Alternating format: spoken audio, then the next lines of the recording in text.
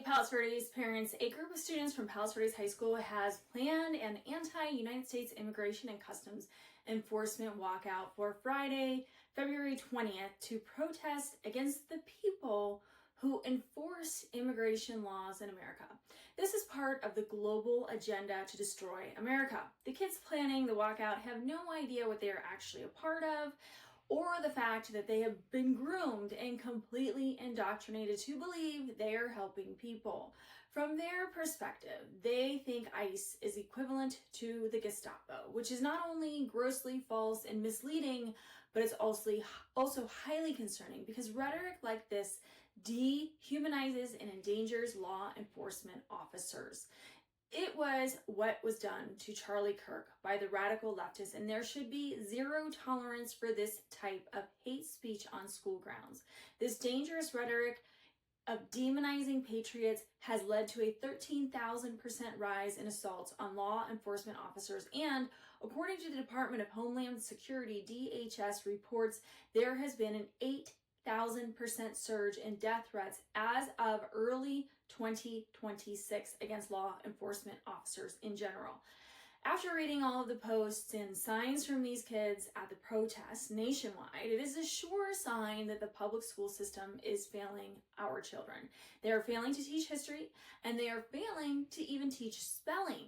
In addition, they are destroying the moral fabric and the foundation of our country. Just think about it. These kids are protesting to support illegal immigration, and they are protesting to support abolishing or crushing ICE, as the Dems like to say.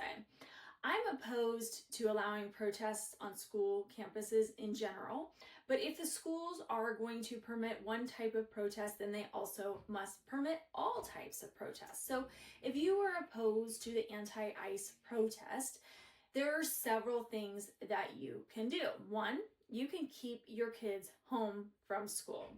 And this, I think, is the best option because school districts lose money when kids don't go to school. They lose anywhere from $50 to $70 a day for a missing student, even if the student has an excused absence. When Penn allowed a protest a couple of weeks ago, only 500 students participated.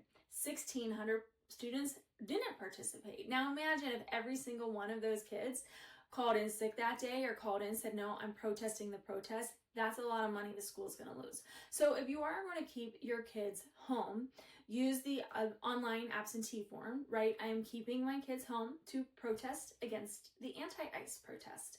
This is an excused absence. Under California law, SB 955, it allows for middle and high school students one excused absence per year to participate in a civic or political event. So just clearly state on the absentee form, excuse SB 955, my child is protesting against the anti-ICE protest, to express disdain for the BS that you are seeing. You can also email the principal, CC the superintendent, CC the school boards, and you can even CC every teacher to let them know how you feel. You can make a public comment at the next school board meeting by either going in person or submitting a comment in writing. You can host a counter protest. You can file a formal complaint with the district. The complaint should state the district has permitted students to organize political protests and leave school grounds. The district will deny this. They will say we didn't permit it. However, they are lying because they absolutely did permit it by not enforcing any of the laws intended to keep the kids in the classroom. In addition, the signs the students have been holding are enough evidence to prove they have enabled an unsafe and hateful environment. And the district has a policy against hate speech. So to complain about an unsafe school environment, you can submit a detailed written complaint using the school district's uniform complaint procedure. It's called a UCP. And you can find the forms online. They're all available on your district's school website.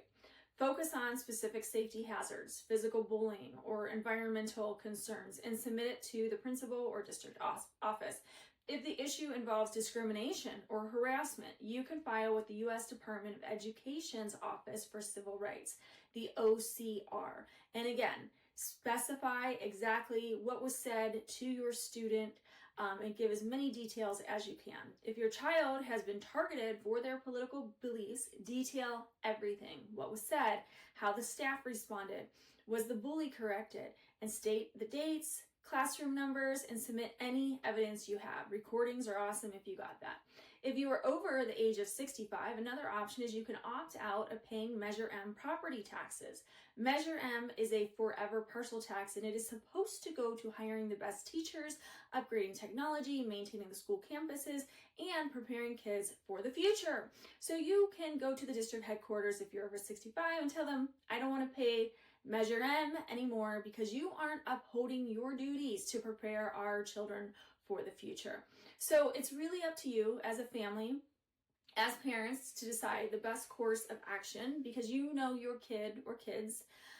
I think what would be awesome is if all the conservative kids from Club America could get together to hold a counter protest. I would love to see that. In fact, if any parent, teacher, or student wants to get together and organize that or do a prayer group, I will pay for an ice cream truck.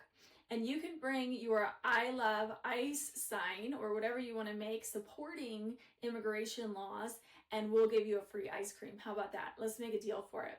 So anyway, go over all those things. Think about what you want to do. But if you remain silent, then the radical left thinks that they're winning. And up until now, really, they have been winning. Because we hear them all the time and we don't hear from the conservative side. So it's time to find your courage, find your voice, and reach out to me if you need any help or if there's anything that I can do to support you. Please let me know. Thank you.